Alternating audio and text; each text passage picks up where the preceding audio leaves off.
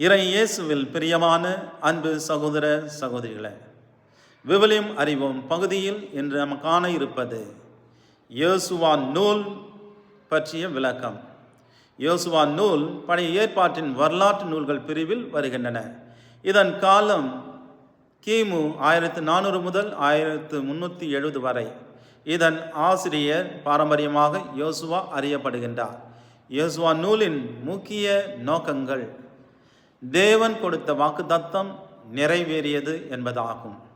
தேவன் ஆபிரகாமுக்கு சொன்ன வாக்குறுதி பல தலைமுறைகளுக்கு பிறகு யோசுவா காலத்தில் நிறைவேறுகின்றது. தேவன் வாக்கு மாறாதவர் என்பது பாடமாக கொடுக்கப்படுகின்றது. 2. எகிப்தில் அடிமைகளாக இருந்த இஸ்ரவேல் மக்கள் இப்பொழுது சொந்த தேசத்தில் சுதந்திரமாக குடியேறுகின்றார்கள் என்பதாகும். 3. கீழ்ப்படிதல் இருந்தால் வெற்றி உறுதி என்பதாகும். எரிகோ நகரத்தின் வீழ்ச்சி வாள் காரணமாக அல்ல, தேவனுக்கான கீழ்ப்படிதலே ஆகும். 4. விசுவாச வாழ்க்கையின் அவசியம்.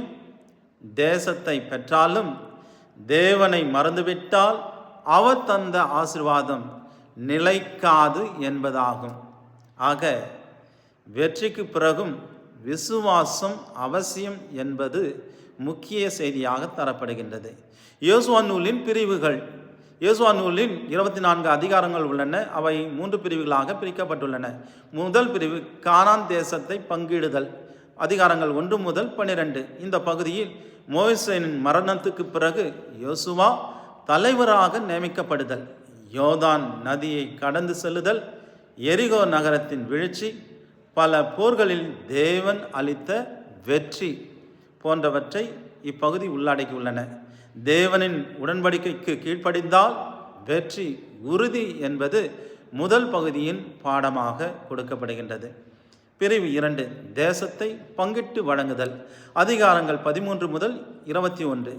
கைப்படுத்தப்பட்ட தேசங்கள் 12 கோத்திரங்களுக்கு பங்கிட்டு கொடுக்கப்படுகின்றன. லேவியர் கோத்திரத்துக்கான நகரங்கள், அடைக்கல நகரங்கள். தேவன் அவரவர் பங்கை கொடுப்பவர் என்பதை 2ஆம் பிரிவு பாடமாக கற்பிக்கின்றது.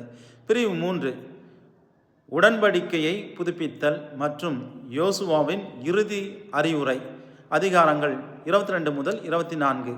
மக்கள் தேவனுக்கு விசுவாசமாக இருப்பதை இப்பகுதி உறுதி செய்கின்றது. நானும் என் குடும்பமும் கர்த்தரை சேவிப்போம். யோசுவா 24ஆம் அதிகாரம் இறைவார்த்தை 15. அடிக்கோடிட்டு காட்டி தேசத்தை பெற்ற பிறகும் தேவனுக்கு விசுவாசமாக இருப்பதே முக்கிய பாடமாக யோசுவா இஸ்ராயேல் மக்களுக்கு கற்பிக்கின்றார்.